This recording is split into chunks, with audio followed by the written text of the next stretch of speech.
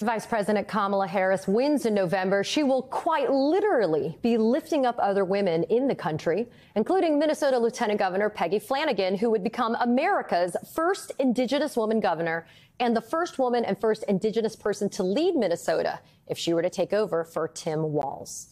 Joining me now for more is Minnesota Lieutenant Governor Peggy Flanagan.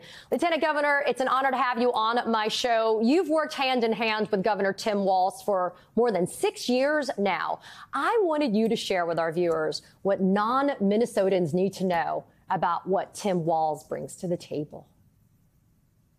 Well, I think you are seeing it now on full display. America is learning all about Governor Tim Walz. He is a coach. He is a teacher. He is a military veteran who has served his country. And he's a dad. I think the big dad energy that has been on full display is really the heart of who he is. You know, he grew up in rural Nebraska, working on a farm, represented the 9th largest agricultural district in the country in southern Minnesota in Congress, and just has a track record of delivering for people. And I also say that as someone who's worked very closely with him on a whole host of issues, he also knows how to partner with a woman leader. And so Kamala Harris, Vice President Harris, has a great partner in her ticket. And I'm just so excited as people are learning all about just what a incredible leader Tim Walz is. So, Lieutenant Governor, you are a citizen of the White Earth Nation. I had the privilege of moderating a panel it feels like it was a long time ago. It was just a couple of weeks ago in D.C. where you were on that panel, and it focused on Native American voting suppression. And I thought it was really important to afford the viewers and the people that are tuning into this network the opportunity to hear from you about how critical it is to make sure that the right people are controlling the levers of power to ensure that the Native tribes, that they have access to voting like all minorities and all communities of color should have. Well, I think it's very clear that there is only one team that is interested in making sure that everyone has access to the ballot box and the freedom to vote, and that is Kamala Harris and Tim Walz. I think Native people are strategically located in swing states across the country, and our vote, the Native vote, can make or break a campaign or election.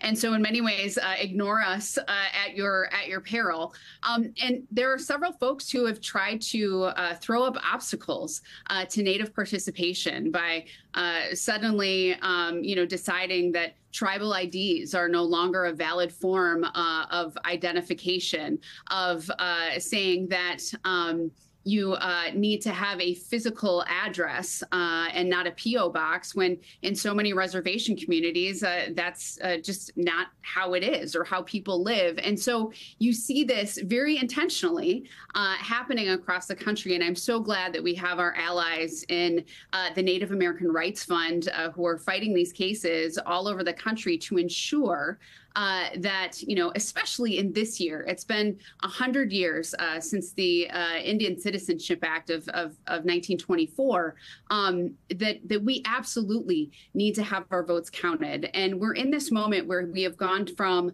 the Native vote and Native folks registering to vote and turning out to vote to now Native people themselves are running for and winning offices all across the country. And I think that's good for democracy. There may be some folks, who are trying to hold us back, but I'm super excited about Kamala Harris and Tim Walz, their experience in Indian country.